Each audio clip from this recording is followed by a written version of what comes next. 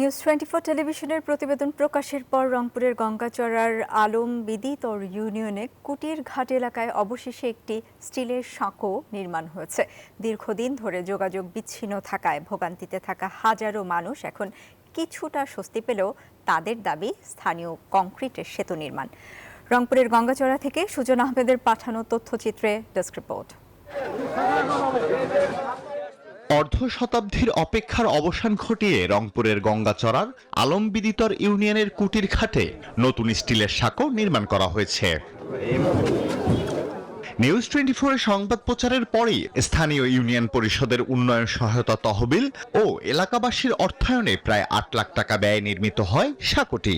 News 24 এর সার্বিক প্রচারণায় আজকে উপজেলা প্রশাসন সহ এলাকার বিভিন্ন গণ্যমান্য ব্যক্তিবর্গের কাছে বিষয়টা উপস্থাপন হয়।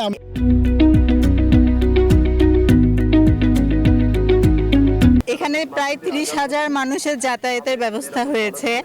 আগে বাসের ছিল, এই জন্য অনেক মানুষ যাওয়া আসা করতে পারতো না, কিন্তু ব্রিজটা এত সুন্দর হয়েছে যে এখন এটা বিনোদন কেন্দ্র হিসাবে পরিণতি পেয়েছে। সাঁকোটি নির্মাণে আলম বিদিতর ও বেদগাড়ি ইউনিয়নের অন্তত ৩০,০০০ পরিবার উপকৃত হবে।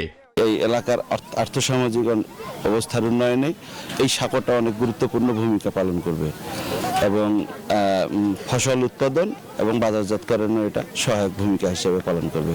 উপজেলা নির্বাহী অফিসার জানান, পানি উন্নয়ন বোর্ডের সাথে বসে কনক্রিটের ব্রিজ নির্মাণের উদ্যোগ নেওয়া হবে। এখানে পানি উন্নয়ন বোর্ড এবং এলজিডি যেহেতু এখানে পানি উন্নয়ন বোর্ডেরও কিছু কার্যক্রম চলমান রয়েছে, সেক্ষেত্রে যদি দুইটা সংস্থার মধ্যে কম্বিনেশনের দরকার হয়, আমরা অবশ্যই আমাদের জেলা প্রশাসক স্যারের সাথে কথা বলে এই বিষয়ে আমরা পদক্ষেপ গ্রহণ করব। লোহার সাঁকো নির্মাণে গ্রামবাসীর যাতায়াত সহজ হলেও টেকসই সমাধান হিসেবে তাদের দাবি এখন স্থায়ী কনক্রিটের ব্রিজের। Desk report, news 24।